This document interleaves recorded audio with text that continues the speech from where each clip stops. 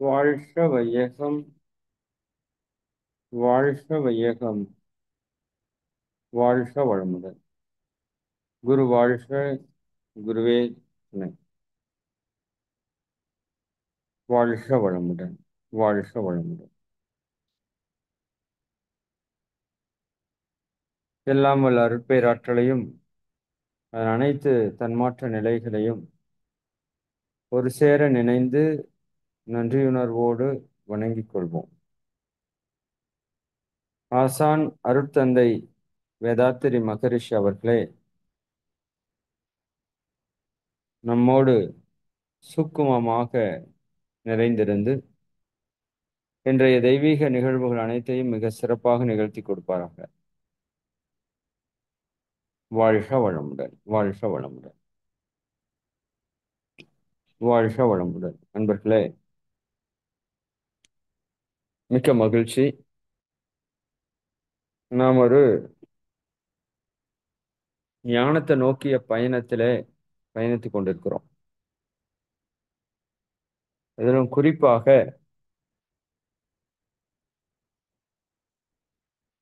நமக்கான பயிற்சிகளை செய்வதன் மூலமாகவும்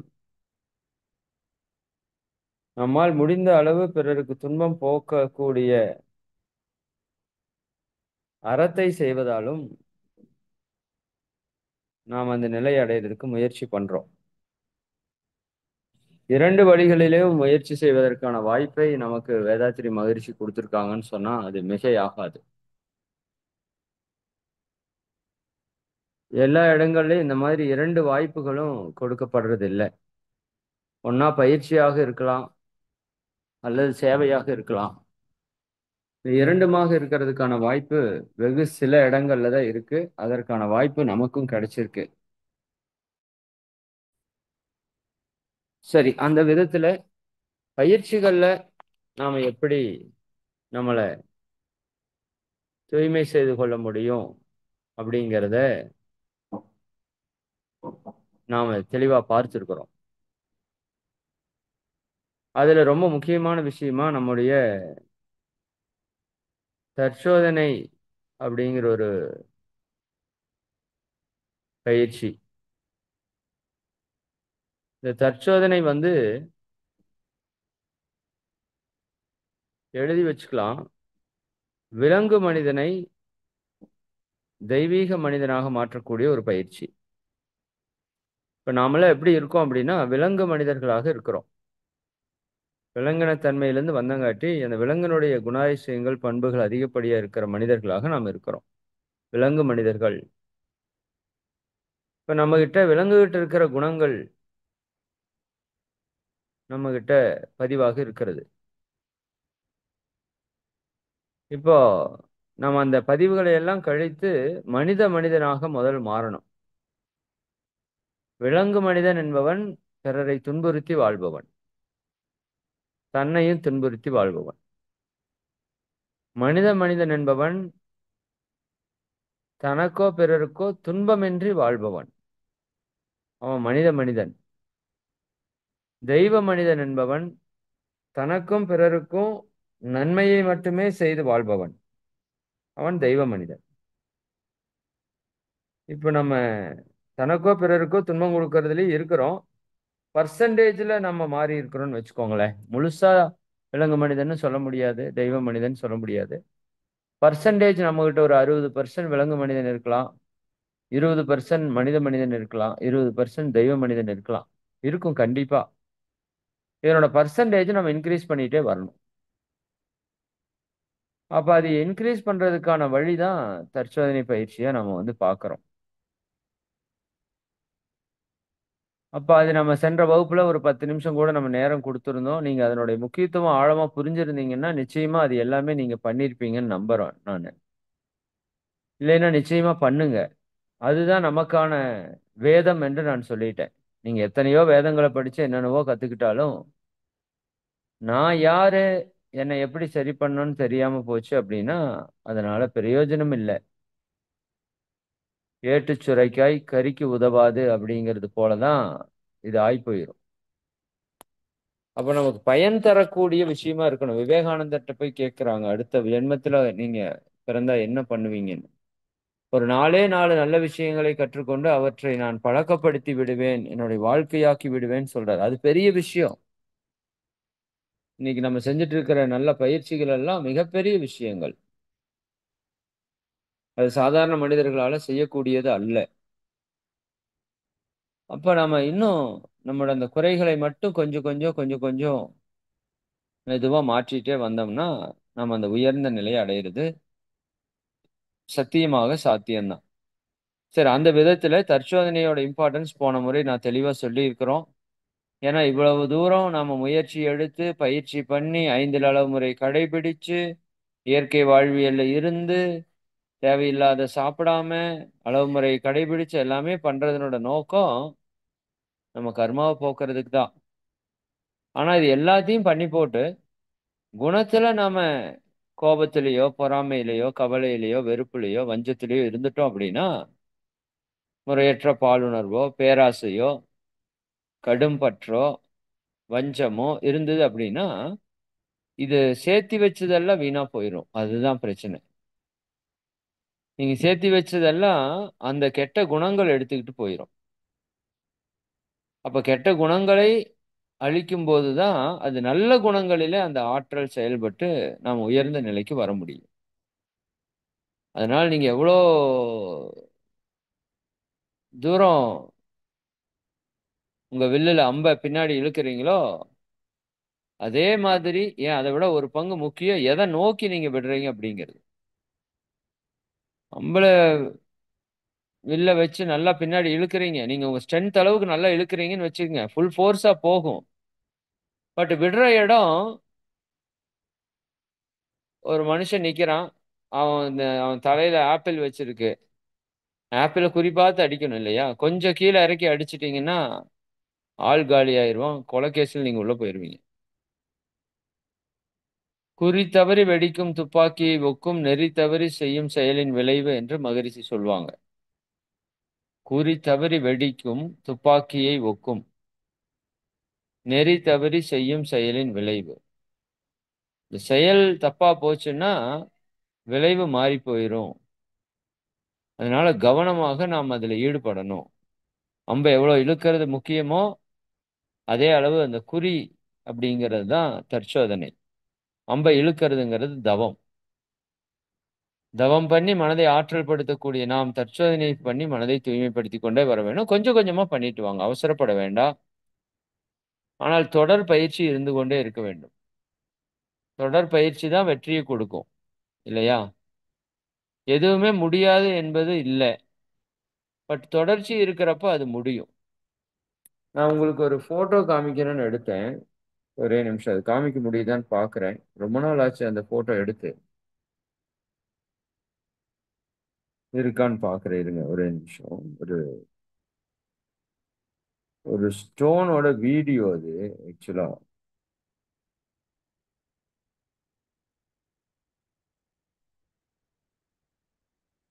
அதுல என்னன்னா, இப்ப தண்ணி விழுகுது இல்லையா? தண்ணி விழுகுறதால பாறை கரையுமா? சொல்லுங்க.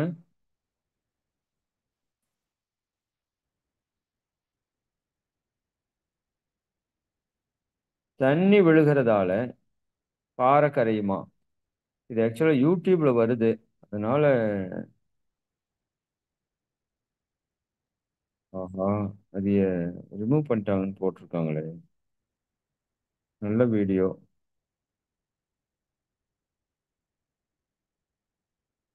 சரி, ஸ்கிரீன மட்டும் ஷேர் பண்றேன். நீங்க பார்த்துக்கோங்க. அந்த வீடியோவோட லிங்க்க ரிமூவ் பண்ணிட்டாங்கன்னு போட்டிருக்காங்க.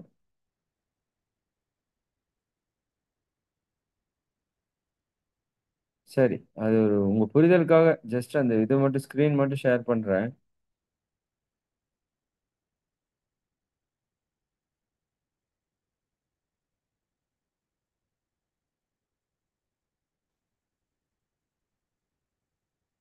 இது இது ஒரு வீடியோ பார்த்தேன் நானு.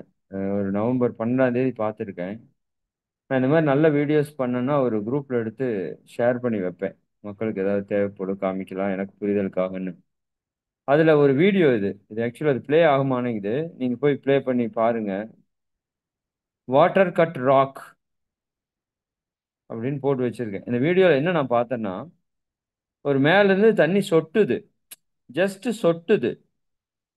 சொட்டு சொட்டா அந்த கல்லு மேல விழுந்துட்டு இருக்குது. பட் அது ஒரு வருஷத்துல, 2 வருஷத்துல, 3 வருஷத்துல, 5 வருஷத்துல, 10 வருஷத்துல அப்படின்னு பாக்குறப்போ அந்த கல் என்ன ஆகுது? அப்படியே தேயுது. தண்ணி எவ்வளவு லைட் மெட்டீரியல், கல் எவ்வளவு ஹெவி மெட்டீரியல். நீங்க தண்ணி விழுந்து கல்லு கரைன்னு சொன்னா ஒத்துக்குவீங்களா? ஆனா நடக்குது. அதைத்தான் நம்ம முன்னோர்கள் சொல்லியிருக்கிறாங்க. எறும்பு ஊற கல்லும் தேயும். புரியுது இல்லைங்களா? இந்த எறும்பு ஊறுச்சுன்னு வச்சுக்குங்க.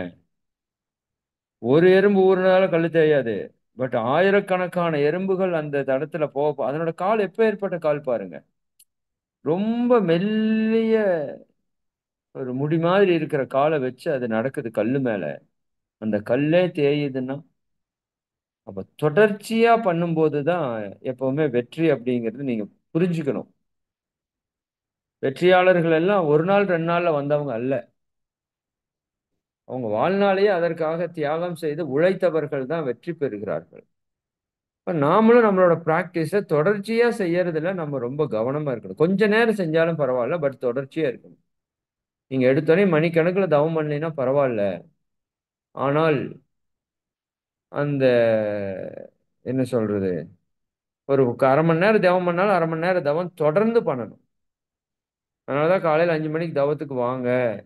சாயங்காலம் 5, 6 மணி தவத்துக்கு வாங்கன்னு ஏன் சொல்றேன்னா, சும்மா அவ சொல்றதுக்காக அல்ல. நீங்க தொடர்ச்சியா பண்ணும்போது தான் நம்மகிட்ட பல மாற்றங்கள் வந்து நிகழ்றதுக்கு ஆரம்பிக்கும் உடல்ல. குறிப்பாக இந்த 48 நாள் கான்செப்ட் உங்களுக்கு தெரியும்னு நினைக்கிறேன். 48 நாள் அப்படிங்கிறது இந்த பிரபஞ்ச இயக்கத்துல ஒரு பெரிய மாற்றத்தை ஏற்படுத்துது.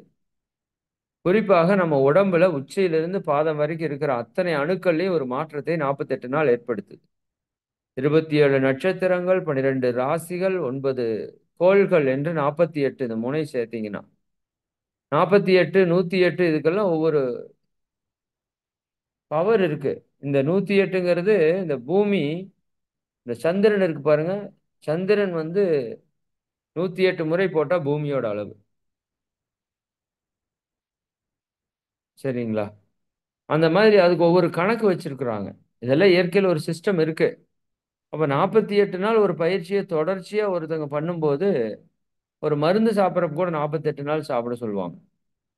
ஏன்னா ஒரு ஒரு அந்த கிளாக்கு சுத்திட்டு வர்றப்ப, ஏதோ ஒரு நாள் உங்களுக்கு கிளிக் ஆகும். அந்த அன்னைக்கு சேஞ்சஸ் நிகழும். அந்த எந்த நாள்னு நம்மால கண்டுபிடிக்க முடியாது. அதனால தான் 48 நாள் விட்டுட்டாங்க. ஒரு சிலர் மருந்து சாப்பிட்ட ஒரே நாள்ல நோய் குணமாயிரும். ஏன்னா அடுத்த நாளே அந்த 48 நாள்ல ஒரு முக்கியமான நாளா இருக்கும். அவரோட உடல் மனநிலைக்கு. ஒரு சிலருக்கு 48வது நாள் தான் அப்படி வரும். தெரியாது யாருக்கும். அதனால 48 நாள் செஞ்சுட்டா ஒரு ஹோல் பாடியோட சிஸ்டம் வந்து சேஞ்ச் ஆயிருன்னு சொன்னாங்க. அதனால தொடர்ந்து செய்யணும் அப்படிங்கிறத நீங்க எப்பவுமே மனதில் வைத்துக் கொள்ளணும். எந்த ஒரு விஷயத்தை எடுத்தாலும் அதனாலதான் பெரிய நிறைய பேர் பயிற்சி என்னால பண்ண முடியல. அப்ப பரவாயில்லப்பா 2 பயிற்சி மட்டுமாவது தொடர்ந்து பண்ணு. கைப்பயிற்சி, கால் பயிற்சி மட்டும் தொடர்ந்து பண்ணு. டெய்லி 5 நிமிஷம், 8 நிமிஷம், அல்லது 10 நிமிஷம். அதை மட்டும் பண்ணுங்க. வேற எதுவும் பண்ண வேண்டாம். 2யும் பண்ணி ஒரு டேஸ்ட் வந்ததுக்கு அப்புறம் ஒவ்வொரு பயிற்சியை இன்க்ரீஸ் பண்ணுங்கன்னு சொல்லுவேன். முழுசா பண்றது நல்லது. முடியாதவங்களுக்காக சொல்றேன். அப்ப எதை பண்ணாலும் தொடர்ந்து பண்ணணும். தொடர் முயற்சி இருக்கணும். அப்பதான் அது வந்து வெற்றிக்கு நோக்கி நம்மளை அழைத்து செல்லும். இப்ப நாம என்ன பண்றோம்னா எல்லாமே தெரிஞ்சு வச்சிருக்கிறோம். பட் தொடர்ச்சியா நம்ம பண்றது இல்ல. நம்ம சூழலை காரணம் காட்டுறோம் ஆக்சுவலா. ஏதோ ஒரு அங்க பாருங்க காரணம் வந்து 1000 வந்துட்டே தான் இருக்கும். மாற்று கருத்தே கிடையாது. 1000 காரணம் என்ன ஆகும்? வந்துட்டே இருக்கும், போயிட்டே இருக்கும். ஆனா நமக்கு மாற்றம் வரணும்னா நாமளா காரணமா அப்படிதான் பார்க்கணும். சேலஞ்சு தான் ஒவ்வொன்றுமே லைஃப்ல நமக்கு வந்து என்னங்க சேலஞ்சு தான். நீங்களா அல்லது அதுவா? எப்பவுமே அதுதான் ஜெயிச்சுட்டே இருக்கு. ஏன்னா நாம வந்து அப்படி ஒரு மனப்பான்மையில வந்துட்டோம். ஆனா வெற்றியாளர்கள் அப்படி இல்லை. வெற்றி பெற்றவங்க எல்லாருமே அவங்க நினைக்கிறது தான் நடத்தியிருக்காங்களே தவிர அது காரணம் அவங்க சொன்னதில்லை. அந்த இடத்த ஜெயிக்கிறதுக்கு அவங்க விட்டதில்லை. காலையில நான் இப்படிதான் இருப்பேன்னா இப்படிதான் இருப்பேன். புரியுதா இல்லைங்களா? இல்ல அது எல்லாத்துப்படி இருக்கும் அப்படின்னா, அவங்க சொன்னதால் அப்படி, இவங்க இருக்கிறதால இப்படி, இந்த சூழலால் இப்படின்னா, நாம என்னைக்குமே காரணம் சொல்லிட்டே இருக்க வேண்டியதுதான். காரியம் மட்டும் அங்க நடக்காது. சரிங்களா? நம்ம காரியம் நடக்கணும். காரணம் தேவையில்ல. அதுக்கு நீங்க என்ன காரணம் வேணா நீங்க வேணா பிளான் பண்ணிக்கோங்க. சரியா? சரி அந்த விதத்துல பயிற்சி அப்படிங்கிறது முக்கியம். அது தொடர்ச்சியா இருக்க வேண்டியது அப்படிங்கிறது மிக, மிக முக்கியம். அதற்கான முயற்சி எப்பொழுதுமே இருந்துட்டே இருக்கணும்.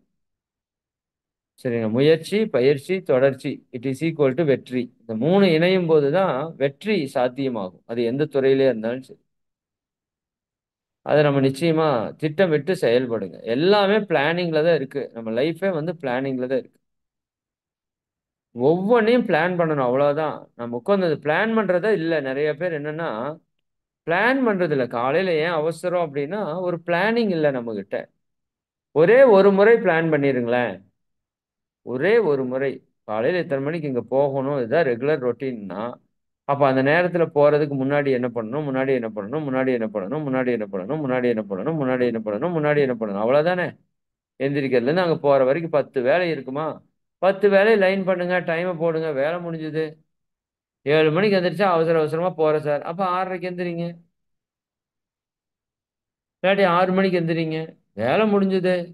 அவ்வளவுதான். 1/2 மணி நேரம் முன்னாடி எந்திரிச்சா 1/2 மணி நேரம் முன்னாடி போறீங்க. அத திட்டமிடாம நான் மறுபடியும் சொல்றேன். திட்டமிடாமல் நம்ம லைஃப்ல மாற்றம் வராது. நீங்க 100 வருஷம் வாழ்ந்தாலும் சரி. காலையில அறிபறியா ஸ்கூலுக்கு போறது, அறிபறியா வேலைக்கு போறது. இது ஏன்? வெறும் பிளானிங் இல்ல. சரி. சிலர் பிளான் பண்ணி வச்சிருப்பாங்க. அது எக்ஸிக்யூட் பண்ற அளவுக்கு ஆற்றல் இருக்காது. தவம் இருக்காது. தற்சோதனை பிளானிங் எல்லாம் நல்லா இருக்கும். பட் தவம் பண்ற அது எக்ஸிக்யூட் பண்ற அளவுக்கு பவர் இருக்காது. இப்போ பிளானும் வேணும். அதை செயல்படுத்துறதுக்கு பவரும் வேணும். பிளானுக்கு தற்சோதனை, பவருக்கு தவம். 2யும் சரியா பண்றவங்க கண்டிப்பா அவங்க நினைச்சத அடைஞ்சே தீருவாங்க. சரி. இப்ப நான் 2வது சப்ஜெக்ட்டுக்காக தான் இன்னைக்கு பேசணும் வந்தேன். இது இது இது பேசினா பேசிட்டே இருப்பேன் நானு. 2வது வழி தொண்டு செய்யறது. இப்ப நீங்க எல்லாரும் அந்த தொண்டு செய்யறதுக்காக தான் இங்க வந்து இணைஞ்சிருக்கீங்க. அது முதல் நீங்க அண்டர்ஸ்டாண்ட் பண்ணிக்கணும். எதுக்காக ஆசிரியர் பயிற்சின்னா, ஒண்ணு நம்மளை நாமே உயர்த்திக்கிறது. அதுதான் தொண்டிலேயே பெரிய தொண்டு. எல்லாரும் இறையுணர்வு பெற்றுட்டாங்கன்னா, வேற யாருக்கு போய் நம்ம தொண்டு செய்யறது? இல்லையா? அப்ப தொண்டுங்கிறது என்ன? என்னை நான் உயர்த்திக் கொள்வதே இந்த சமுதாயத்துக்கு செய்யக்கூடிய மிகப்பெரிய தொண்டு. நான் நல்லவனா இருக்கிறதே பெரிய சர்வீஸ். நான் உடல் ஆரோக்கியத்தோட இருக்கிறது பெரிய சர்வீஸ். மன அமைதியோட இருக்கிறது பெரிய சர்வீஸ். என் குடும்பத்த நல்லா பார்த்துக்கிறது பெரிய சர்வீஸ். என் தொழில நல்லா செல்றது பெரிய சர்வீஸ். என் சமுதாயத்துக்கு என்னால முடிஞ்சது செய்யறது பெரிய சர்வீஸ். இதெல்லாமே பெரிய சர்வீஸ். இது ஏதோ சாதாரணமானதுன்னு வச்சுக்காதீங்க நீங்க. சரிங்களா? இப்போ அப்துல் கலாம் ஐயா இன்னொரு 10 வருஷம் இருந்திருந்தாங்கன்னா, குறையா சொல்லல. உதாரணத்துக்கு சொல்றேன். விவேகானந்தர் இன்னொரு 30 வருஷம் இருந்திருந்தாருன்னா, பாரதியார் இன்னொரு 30 வருஷம் இருந்திருந்தா, ஜீசஸ் ஒரு 30 வருஷம் இருந்திருந்தா, இப்படி யோசிச்சு பாருங்க. அப்போ இவங்க இன்னும் இருந்திருந்தா எவ்வளவோ சமுதாயத்துல மாற்றம் வந்திருக்குமா இல்லையா? அது இயற்கை இருக்குதுன்னாலும், புரிதலுக்காக நான் சொல்றேன். சரிங்களா? அப்போ தன்னுடைய உடலையும், மனதையும் நல்லா பார்த்துக் கொள்வதே பெரிய சர்வீஸ். அத நம்ம சரியா முதல் பண்ணிட்டே வரணும். அதற்கு அடுத்தது, நம்மளோட குடும்பத்துக்கு செய்ய வேண்டிய கடமையை நம்ம சரியா செஞ்சுட்டே வரணும். இதுல எந்த விதத்திலயும் எதிர்பார்ப்பு இல்லாம செய்யணும். அதான் ரொம்ப ரொம்ப முக்கியம். அவங்களுக்கு எந்த மாதிரியான விஷயம் பிடிக்கும் என்று உணர்ந்து செய்யணும். இதான் உண்மையான அன்பு, உண்மையான உறவுன்னு வச்சுக்கோங்களேன். இது 2லயும் நம்ம ஓரளவுக்கு பண்ணிட்டு வர்றோம். அடுத்து இந்த சமுதாயம், சுற்றம், ஊர், உலகம். இந்த 3 விஷயத்துக்கு நம்ம எப்படி தொண்டு செய்யறது? அப்படிங்கிறத நீங்க இப்ப இருந்தே டெவலப் ஆகணும். இப்ப நீங்க இருக்கிறீங்க, வந்திருக்கிறீங்க அப்படின்னா நீங்க ஃப்ரெஷ். உங்களுக்கு என்ன வாய்ப்புகள் அப்படிங்கிறது உங்களுக்கு இன்னும் தெரியாது. இப்ப நீங்க என்ன பண்ணலாம் அப்படின்னா, இப்போ உங்களோட முதல் நேரத்த நீங்க ஒதுக்கணும். ஃபர்ஸ்ட் தேவை என்னன்னா டைமு தான். சர்வீஸ் பண்றீங்க. இப்போ வந்து நீங்க கேட்கறக்கு டெவலப் ஆயிட்டு இருக்கீங்க.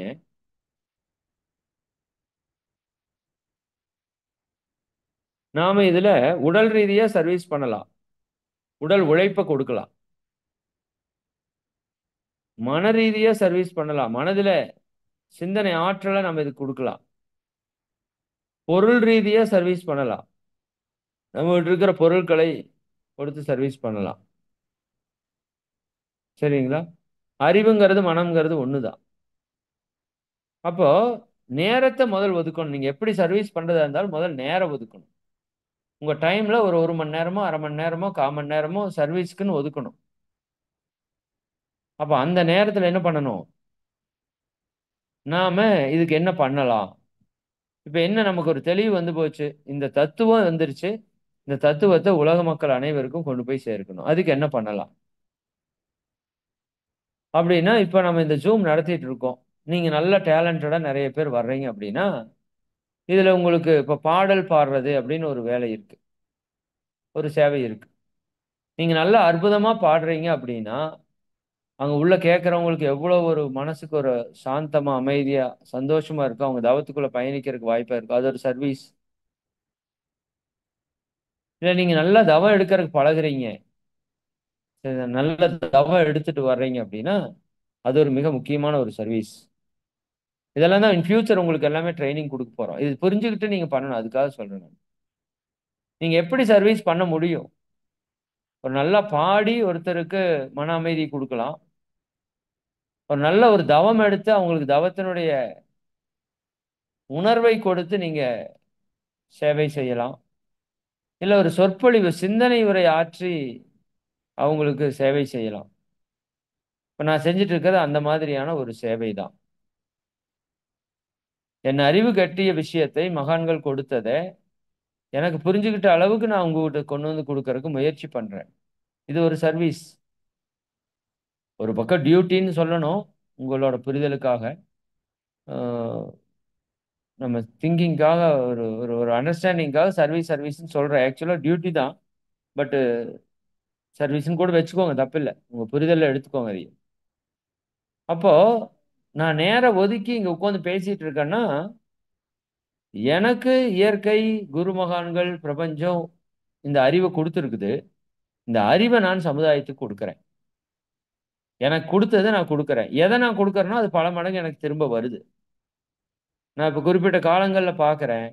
என்னை அறியாத பல விஷயங்கள் எனக்குள்ள தோன்றி கொண்டு இருக்குதுன்னு தான் சொல்லணும். நான் நிறைய உரைகளுக்கு பெருசா ப்ரிப்பேர் எல்லாம் பண்றது இல்ல. ஆனா சில உரைகள் வந்து என்னென்னவோ விஷயங்கள் நம்ம மூலமாக வெளிப்படுது. அப்ப என்னன்னா அறிவை கொடுக்கணும் அப்படின்னு நம்ம நினைக்கும் போது இயற்கை ஏதோ ஒரு விதத்துல அறிவை நமக்குள்ள கொடுக்குது. சரிங்களா? அப்போ நாம கொடுக்கணும் அப்படிங்கிறது நம்ம இங்க நோக்கமா இருக்கணும். இப்போ உடல் உழைப்பின் மூலமா கொடுக்கலாம். ஒரு கோகோஸ்ட் பண்ணலாம். அது ஒரு சர்வீஸ். சரிங்களா? கோகோஸ்ட் பண்ணலாம். அது ஒரு சர்வீஸ். இந்த வாட்ஸ்அப்ல வந்து எல்லாத்தையும் ஷேர் பண்ணலாம். நமக்கு தெரிஞ்ச நண்பர்கள் எல்லாத்துக்கும் ஷேர் பண்ணலாம். இந்த மெசேஜ் எல்லாத்துக்கும் ஷேர் பண்ணது மிகப்பெரிய சர்வீஸ். உங்களுக்கு தெரிஞ்சவங்களுக்கு இதை பத்தி கூப்பிட்டு பேசலாம். நான் உங்களுக்கு முன்னாடியே சொல்லியிருக்கிறேன். ஒரு நாளைக்கு ஒரு நபரிடமாவது நீங்கள் பேச வேண்டும் அப்படின்னு சொல்லியிருக்கிறோம். நம்ம கான்டாக்ட் லிஸ்ட்ல ஆயிரக்கணக்கான பேர், குறைஞ்சது 200 300 பேராவது வச்சிருப்போம்.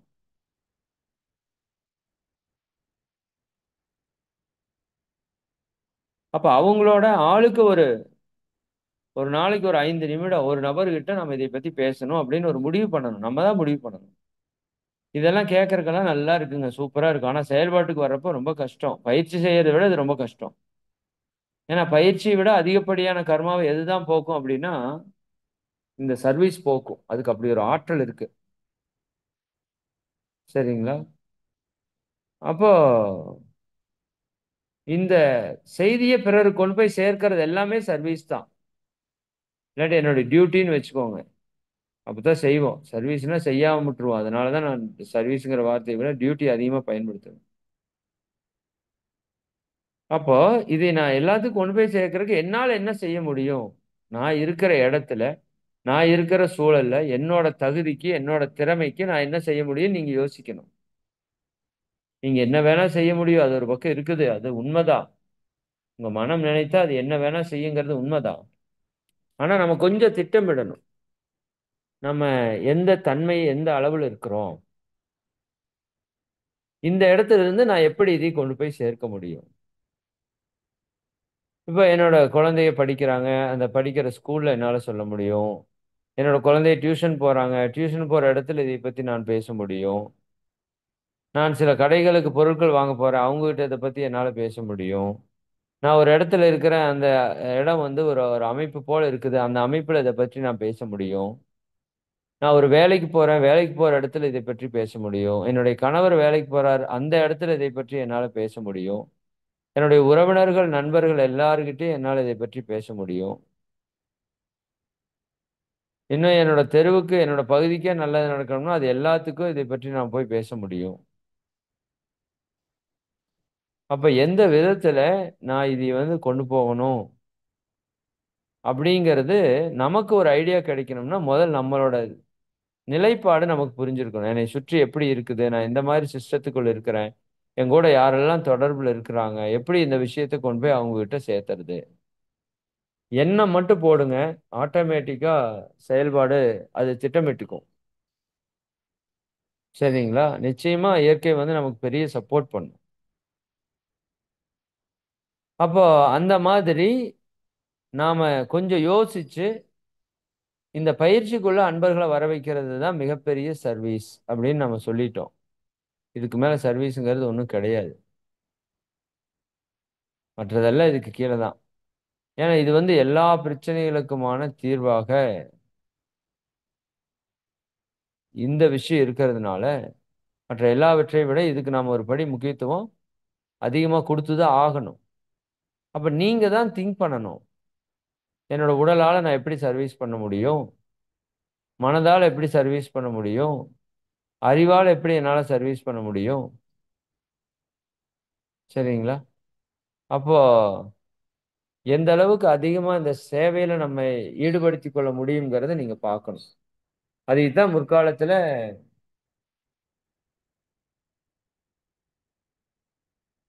இளமை நோன்பு, பிரம்மச்சரியம், கிரகஸ்தம், இல்லறம், வானப்பிரஸ்தம், தென் சந்நியாசம்னு சொன்னாங்க. சந்நியாசம்ங்கிறது முழுக்க முழுக்க சமுதாயத்துக்காக தன்னை ஒப்படைத்துக் கொள்வது. நம்மை சமுதாயத்தினுடைய சொத்தாக பார்த்து சமுதாயத்துக்கு நம்மால் முடிந்த வரைக்கும் பயன்படுவது. நம்ம அந்த அளவுக்கு போகலைனாலும் பரவால்ல.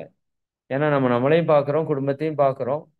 சமுதாயம், ஊர் உலகத்திற்கு என்ன செய்கிறோம் அப்படிங்கிறத நம்ம அடிக்கடி சிந்தனைக்கு எடுக்கணும். இப்போ உங்களுக்கு என்ன சிஸ்டம் தெரியுமோ அதையே பயன்படுத்தலாம். இல்லாட்டி சிலவற்றை கற்றுக்கொண்டு நீங்க பயன்படலாம். இன்னைக்கு இருக்கிற டெக்னாலஜிய நம்ம கொஞ்சம் கற்றுக்கொண்டோம்னா, ஈஸியா நம்ம வந்து நெறைய பேருக்கு இந்த நன்மையை செய்ய முடியும். நேரம் மட்டும் வேணும். அப்ப அந்த நேரத்தை யாரெல்லாம் சரியா திட்டமிட்டு பயன்படுத்துறாங்களோ, அவங்களுக்கு தான் வந்து நெறைய நெறைய நன்மைகள் நடக்க முடியும். நேரம் போயிருச்சுன்னா எல்லாமே போயிரும் இல்லையா? அதனால நீங்க உங்களோட லைஃப்ப பாருங்க. சிறிது நேரமாவது நிச்சயமா சேவைக்குன்னு ஒதுக்குங்க. அதுல என்ன பண்ணலான்னு பாருங்க. உங்களுடைய திறமைகளை வளர்த்துக் கொள்ளுங்கள் தயவு செய்து. அதற்கான வாய்ப்ப இங்க குடுப்பாங்க. இப்ப பாடல் ட்ரெய்னிங்ன்னு ஒண்ணு குடுக்குறோம். நீங்க வந்து நீங்க தான் பாடி பழகணும். சரிங்களா? சித்திரமும் கைப்பழக்கம், செந்தமிழும் நாப்பழக்கம்னு சொன்னாங்க. நான்லாம் பேசுறப்போலாம், இப்பவாது இந்த சரிதானுங்களா கம்மியா வருது. இதெல்லாம் 5 வருஷத்துக்கு முன்னாடி ஸ்பீச்சே சரிதானுங்களாவா தான் இருக்கும். சரிதானுங்களா, சரிதானுங்களா அப்படியே பேசிட்டே இருப்பேன். இப்பவுமே வந்துட்டு இருக்கு. சரிங்களா? அப்போ இது பேச பேச தான் டெவலப் ஆகும். இல்லையா? அதாவது கற்றறிவை விட அனுபவ அறிவு வேணும் நமக்கு. அப்ப அனுபவம் என்ன பண்ணணும்? நம்மள வந்து எப்பவுமே உயர்த்தி கொண்டு போகும். அப்ப அனுபவப்படணும். நாம அந்த சர்வீஸ்க்குள்ள வந்து நின்னு நம்ம செஞ்சு பார்க்கணும். அப்பதான் நமக்குள்ள ஒரு மாற்றம் வரும். சரிங்களா? எப்பவுமே நீங்க வந்து டேலண்ட்ட வளர்த்திக்கிறதுக்கு முயற்சி பண்ணணும். அந்த உங்க திறமையை வளர்த்துறதுக்கான காலகட்டம் தான். சப்ஜெக்ட் எல்லாம் உங்களுக்கு ஓரளவு ஃபுல்லா சொல்லியாச்சு. நீங்க பாடுற திறமை அதாங்க, யார் கழுதை கூட்டிட்டு வந்து கூட பாட வச்சுருவாங்க. சரிங்களா? முடியும் தான். ஆனா அதற்கான முயற்சி, பயிற்சி இருக்கணும். அவ்வளவுதான். நான் அடிக்கடி சொல்றது என்ன, யானை கூட்டிட்டு வந்து பிச்சை எடுக்க வைக்கிறோம். சிங்கத்த கூட்டிட்டு போய் சர்க்கஸ் காட்டுறோம். முதல்ல வாய்க்குள்ள தலைய விடுறான். இத்தனையும் பண்ற நம்ம ஒரு பாடல் முடியாதா? முடியாதெல்லாம் ஒண்ணும் கிடையாது. Practice, practice, practice. அதற்கான நுட்பத்தோட பயிற்சி பண்ணணும். சும்மா பயிற்சி பண்றதை விட அதற்கான நுட்பத்தோட பயிற்சி பண்ணீங்கன்னா, இன்னைக்கு நமக்கு யூடியூப் இதெல்லாம் வந்து பெரிய கிஃப்ட். கூகுள் எல்லாம். என்னதான் இல்ல, எல்லாமே இருக்கு. பாடல் பாடணுமா கத்துக்கலாம். ம். ஒரு ஸ்பீச் பேசணுமா கத்துக்கலாம். ஒரு யூடியூப் ப்ரமோஷன் பண்ணணுமா கத்துக்கலாம். ஒரு டெக்னாலஜியில டெவலப் ஆகணுமா கத்துக்கலாம். எல்லாமே நமக்கு வாய்ப்பு கொட்டி கொட்டி கிடக்குது. ஃப்ரீயாவே கத்துக்கலாம். அந்த அளவுக்கு நிறைய இருக்கு. அப்ப இது எல்லாத்தையும் நம்ம என்ன பண்ணணும்? கடந்து வரணும். அதற்கு நீங்க கொஞ்சம் முயற்சி எடுக்கணும். கொஞ்சம் இன்வால்வ்மென்ட் வேணும். இல்லையா? கொஞ்சம் இதுல இன்வால்வ்மென்ட் ஆயி, இதனோட பெனிஃபிட்ட புரிஞ்சுகிட்டா நீங்க வந்துருவீங்க. இப்ப நான் பேசுறதால இத்தன மக்களுக்கு நல்லது நடக்குது அப்படின்னு புரிஞ்சுகிட்டா, இதனால என்னோட கர்மா இவ்வளவு கழியுதுன்னா, ஏன் முயற்சி எடுக்க மாட்டோம்? கண்டிப்பா முயற்சி எடுப்போம். அதனால இந்த பாடல் பாடுறது, தியானம் நடத்துறது, சொற்பொழிவு கொடுக்கிறது இதெல்லாம் உங்களுக்கு அடுத்தடுத்தது வரும். இதுல நல்ல இன்வால்வ்மென்ட்டோட நீங்க வந்து வொர்க் அவுட் பண்ணணும். இதுல என்னன்னா நெறைய பேரு உடனே செலக்ட் ஆயிரணும்னு நெனைக்கிறோம். அதுதான் இங்க பிரச்சனை. நம்மகிட்ட இருக்கிற ஒரு பெரிய பிரச்சனை. உடனே செலக்ட் ஆயிரணும். ஆக்சுவலா உடனே செலக்ட் ஆக முடியாது. சரிங்களா? உடனே செலக்ட் ஆகவும் கூடாது. ஏன்னா அதனோட வேல்யூ தெரியாம போயிரும். அப்ப நம்ம கொஞ்சம் கொஞ்சமா, கொஞ்சம் கொஞ்சமா பிராக்டிஸ் விடாமுயற்சி தாங்க வேணும். மறுபடியும் சொல்றேன். விடாமுயற்சி. தொடர்ந்து முயற்சி பண்ணி வரும்போது எல்லாமே சக்சஸ் ஆகும். சக்சஸ் பண்ண முடியாதுன்னு ஒண்ணுமே கிடையாது உலகத்துல. நம்ம முயற்சியோட அளவு தான் அங்க வெற்றியோட அளவு. அங்கேயும் நம்ம பிராக்டிஸ் தான். அப்ப அப்படி வந்துட்டோம் அப்படின்னா, ஒரு குறிப்பிட்ட ஸ்டேஜ் வரைக்கும் உங்களுக்கு சிரமமா இருக்குங்க. ஓப்பனா நான் சொல்றேன். ஆனா அதுக்கப்புறம் வந்துட்டா, உங்களுக்கு சிரமம்லாம் எதுவுமே இருக்காது. ஜாலியா நீங்க பண்ணலாம் சர்வீஸ. சந்தோஷமா, மகிழ்ச்சியா பண்ணலாம். வண்டி ஓட்டுற வரைக்கும் கொஞ்சம் கஷ்டமா தானே இருக்கு. ஆனா ஓட்டி பழகிட்டா எவ்வளோ ஜாலியா இருக்கு. எவ்வளோ வேலை மிச்சமாகுது. அந்த மாதிரி எது ஒண்ணு கத்துக்கிறப்பவும் கொஞ்சம் சிரமம் இருக்கலாம். இஷ்டம் இருந்தா கஷ்டம் இல்ல. புரியுதா இல்லைங்களா? குழந்தைங்க ஒண்ணு கத்துக்கிறப்போ இஷ்டப்பட்டு போச்சுன்னா ஈஸியா கத்துக்கிட்டு வந்துடுறாங்க. நாம இஷ்டப்படணும். இஷ்டப்படணும்னா அத பத்தின அறிவு நமக்கு இன்கிரீஸ் ஆகணும். அப்பதான் நம்ம இஷ்டப்படுவோம். இல்லாட்டி இது என்னப்பா எப்ப பார்த்தாலும் அதுக்கு இதுக்கு, அதுக்கு இதுக்குன்னெல்லாம் சொல்றாங்க அப்படின்னு. அப்படி இல்ல அது. சரி. அந்த விதத்துல நீங்க உங்களோட திறமைகளை வளர்த்துக்கிறதுக்கு முயற்சி பண்ணுங்க. எங்க திறமை இருக்குதோ அங்க வாய்ப்பு தானாக வரும். திறமையை வளர்த்திக் கொள்ளும்போது வாய்ப்புகள் தானாக வரும். திறமை இல்லாத இடத்துல வாய்ப்புகள் வர்றதில்ல. வாய்ப்புகள் வந்தாலும் அது அவங்கனால தக்க வைக்க முடியறதில்ல. அப்ப நம்ம திறமைகளை நன்றாக வளர்த்திக் கொள்ளும்போது, நாம் இந்த உலகத்திற்கே சேவை செய்யக்கூடிய அளவிலே நாம வளர்ச்சி பெற்று வந்து விடுவோம். அப்படிங்கிறத நம்ம நல்லா புரிஞ்சுக்கணும். அப்ப எந்த அளவுக்கு நீங்க வந்து ஒன் பை ஒன்னா வாங்க. உங்களுக்கு நமக்கு நல்ல டைம் இருக்கு, காலம் இருக்கு. சொல்ற விஷயத்த நல்லா பயன்படுத்துங்க. கொஞ்சம் பிராக்டிஸ் பண்ணுங்க. கொஞ்சம் பிராக்டிஸ் பண்ணுங்க. பாடல் ஒண்ணு குடுத்துட்டாங்கன்னா, அந்த பாடல ஒரு 10 தடவ, 20 தடவ டெய்லியும் திரும்ப, திரும்ப, திரும்ப, திரும்ப கேட்டு, கேட்டு, கேட்டு, கேட்டு பாடி, பாடி பார்த்தோம்னா வராததுக்கு என்ன இருக்கு? ஒண்ணும் இல்ல. சரிங்களா? அப்ப அதுக்கு நீங்க ட்ரெயின் அப் ஆகுங்க. அதுக்கு அடுத்தது தியானம் நடத்துறதுக்கு நம்ம ட்ரெயின் அப் ஆவோம். அதுக்கு அடுத்தது சிந்தனை உரை குடுக்கறதுக்கு ட்ரெயின் அப் ஆவோம். கொஞ்சம் கொஞ்சமா ஒரு 5 நிமிஷம் தான் பேச சொல்லுவாங்க. நம்ம எல்லாருமே நிச்சயமா பேசணும். அதான் முக்கியம். சரிங்களா? அதுக்கப்புறம் ஒரு 10 நிமிஷம் பேச சொல்லுவாங்க. தப்போ, ரைட்டோ நல்லா புரிந்து கொள்ளுங்க. கர்மா போக்குறதுல இந்த சர்வீஸ் மாரி வேற எதுவுமே பண்ண முடியாதுங்க. சும்மா உட்கார்ந்த இடத்துல பேசிட்டு எத்தனை பேருடைய உடல் மன மாற்றத்தை ஏற்படுத்தி நம்ம கர்மாவை போய்க்கலாம் தெரியுங்களா? ஈஸியா ஜாலியா போகலாம். இந்த துறை அவ்வளவு ஒரு உயர்ந்த நல்ல துறை. இன்னும் நாமளும் கொஞ்சம் நல்லா பிராக்டிஸ் பண்ணி உணர்வுபூர்வமா அதை கொடுத்தோம்னா வேற லெவல்ல நமக்குள்ள சேஞ்சஸ் உருவாகும். அப்ப அதற்கு நம்ம என்ன பண்ணணும்? கொஞ்சம் நம்ம லைஃப்ப திட்டமிடணும். சர்வீஸ்க்குன்னு ஒரு 1 மணி நேரமாவது டெய்லி ஒதுக்கணும். 1 மணி நேரம் ஒதுக்குங்க. 23 மணி நேரம் நீங்க வச்சுக்கோங்க. மத்தவங்களுக்கா நான் 1 மணி நேரம் ஒதுக்குறேன். அதுல ஏதோ ஒண்ணு பண்ணுங்க. உங்களுக்கு என்ன முடியுமோ அத பண்ணுங்க. ஒரு 10 பேருக்கு ஃபோன் பேச முடியுமா? இல்ல கோவர்ஸ் பண்ண முடியுமா? தவம் எடுக்க முடியுமா? சிந்தனை உரை ஏதாவது கொடுக்க முடியுமா? இப்படி நீங்க உங்கள நீங்க ரெடி பண்ணிட்டே வந்தீங்க அப்படின்னா, இதுதான் இப்போதைக்கு தொண்டு செய்ய முடியும். இல்லைன்னா உங்க இடத்துல நீங்க என்ன பண்ணலாம்? ஆசிரியர் பயிற்சி முடிச்சதுக்கப்புறம், நம்ம இடத்துல ஒரு சென்டர் உருவாக்கி அங்க வர்ற மக்களுக்கெல்லாம் நீங்க பயிற்சி குடுக்கலாம். அது இத விட சிறப்பு. நேரடியா பயிற்சி குடுப்பது என்பது. சரிங்களா? அது இத விட சிறப்பான ஒரு விஷயம். இன்னும் பக்கத்தால இருக்கிற பள்ளிகளுக்கு ஏதாவது போயிட்டு நீங்க இப்பவே எக்சர்சைஸ் சொல்லிக் குடுக்கலாம். எங்க வேணா போய் சொல்லிக் குடுக்கலாம். ஒரு டியூஷன் சென்டர் போய் எக்சர்சைஸ் சொல்லிக் குடுக்கலாம். சரிங்களா?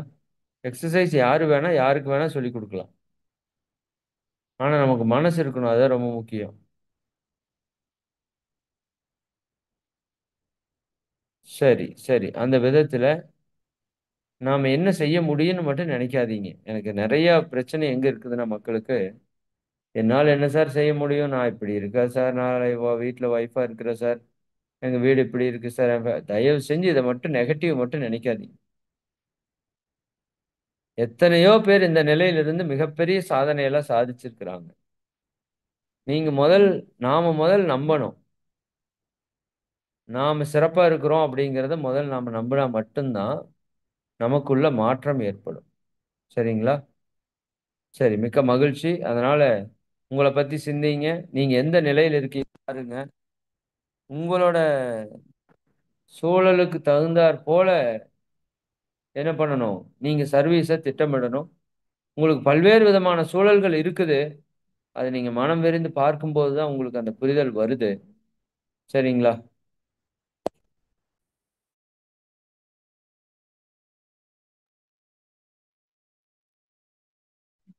மிகவும் நன்றி ஐயா. மிகவும் ஆழமான சிறப்பான சிந்தனை ஐயா. தற்சோதனை மியூட் என்பதில் ஆயிருக்கோமா? ஐயா மியூட் ஆயிருக்கு. மியூட் ஆ. ஆயிட்டா? ஓகேம்மா. ஓகே. சாரி. ஒரு ஃபோன் கால் வந்துருச்சு. ஐயா நைட்டு இந்த சாயங்காலம் பாடல் மன்றம் இருக்குதுங்க ஐயா, நம்ம இறையாசிரியர்களோட. இன்னைக்காம்மா? ஆமாங்க ஐயா. இன்னும் ப்ரிப்பேர் ஆயிட்டாங்க ஓகேம்மா. ஐயா நீங்க. நான் அது சொல்லிடுறேம்மா. இந்த மாதிரியான வாய்ப்புகள் கூட உங்க எல்லாருக்குமே வரும் இன் ஃபியூச்சர்ல. ஐஏபி 3யா இருக்கிறதுனால, ஏன்னா உன்னை அடுத்தது நீங்க இந்த பாடல், தவம் இதுல எல்லாத்துலயுமே நீங்க கான்சென்ட்ரேட் பண்ணணும். ஆமா, இவங்களுக்கு ஏதாவது ஸ்டார்ட் பண்ணியிருக்கிறோமா இது வரைக்குமா? பிராக்டிஸ்ல? இல்லைங்க ஐயா. இன்னும் பண்ணல. எப்ப இருந்து பண்ண போறோம்? சரி, அதை பார்த்துட்டு சொல்லுங்க. அடுத்த வகுப்புல உங்களுக்கு சொல்லிடுவோம். கொஞ்சம் இப்ப இருந்தே சரி கொண்டு வந்துட்டோம்னா நல்லதா இருக்குன்னு நினைக்கிறேன்.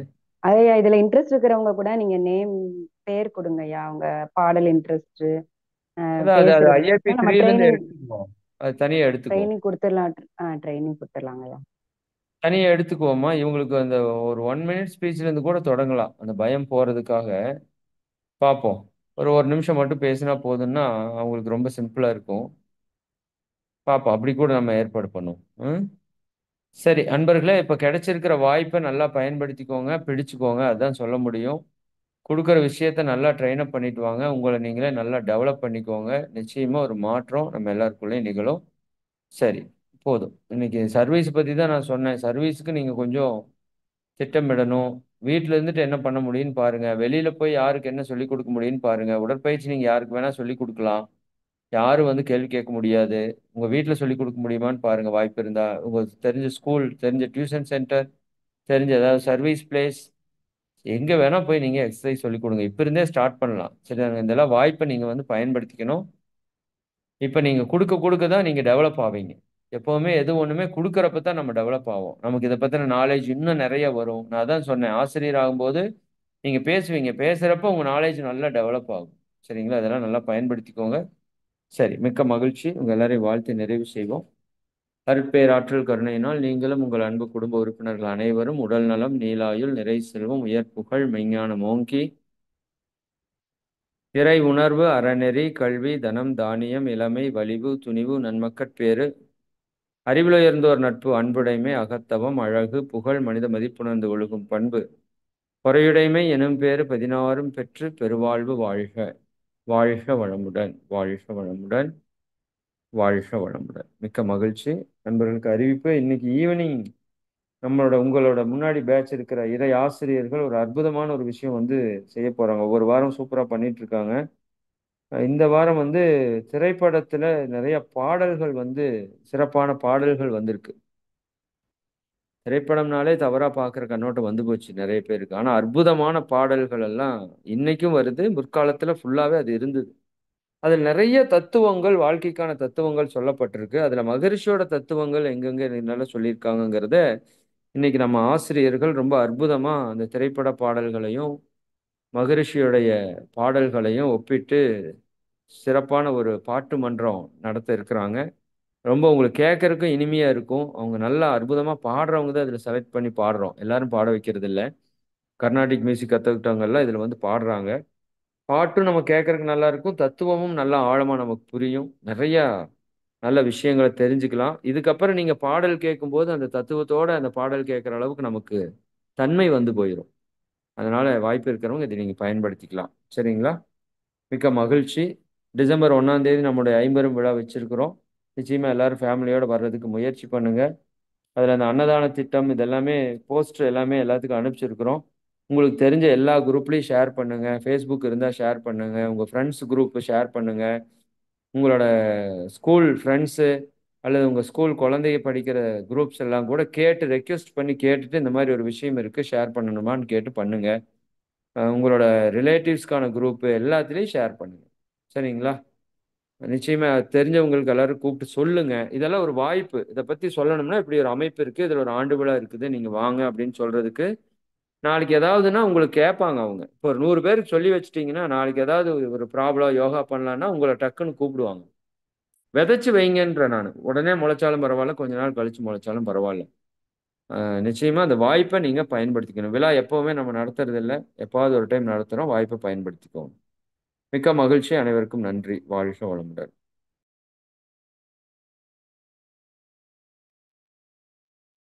மிகவும் நன்றி ஐயா. மிகவும் ஆழமான சிறப்பான சிந்தனை.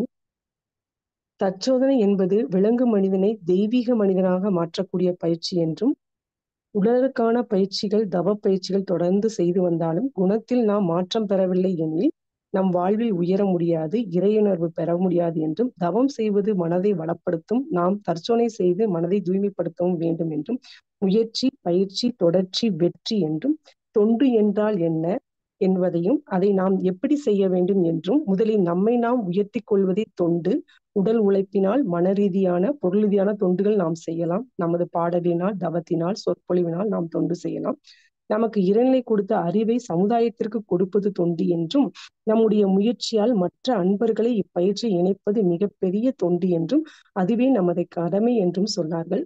சித்திரம் கைப்பழக்கம், செந்தமிழும் நாப்பழக்கம். இதுபோல் நாம் நம்முடைய திறமையை வளர்த்து நமது கடமையை செவ்வனே செய்வோம், அதற்கான முயற்சியை எடுப்போம் என்றும், நமது கடமையை என்ன என்பதை உணர்த்தி மிக சிறப்பாக உரை கொடுத்த இறையாசிரியர் இறைமதன் குமார் ஐயா அவர்களை நன்றி உணர்வோடு துரிய நிலையம் என்று வாழ்த்துவோம். துரியம். இறையாசிரியர் வளமுடன். இறையாசிரியர் இறைமதன் குமார் ஐயா அவர்கள் வாழ்க வளமுடன்.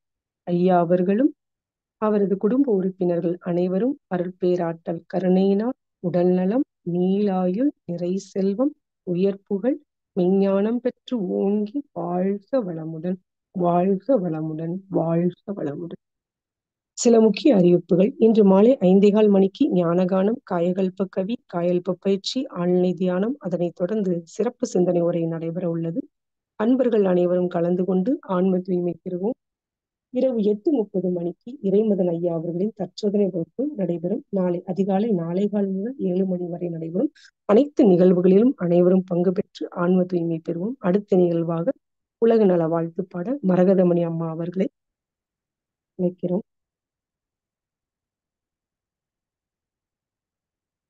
அம்மா வரது.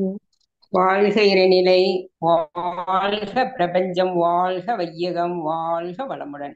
உலக நல வாழ்த்து. உலகமெல்லாம் பருவமழை ஒத்தபடி பெய்யட்டும், உழவரெல்லாம் தானியத்தை உவப்புடனே பெருக்கட்டும், பல தொழில்கள் புரிகின்ற பாட்டாளி உயரட்டும், பகுத்துணர்வில் தொகுத்துணர்வு பண்பாட்டை உயர்த்தட்டும், கலகங்கள் போட்டி பகை கடந்தாட்சி நடக்கட்டும், கல்லாமை கடன் வறுமை களங்கங்கள் மறையட்டும், நலவாழ்வை அளிக்கும் மெய் ஞான ஒளி வீசட்டும், நம் கடமை அறவாழ்வின் நாட்டத்தே சிறக்கட்டும், நம் கடமை அறவாழ்வின் நாட்டத்தே சிறக்கட்டும். வாழ்க வையகம், வாழ்க வையகம், வாழ்க வளமுடன். நன்றி அம்மா.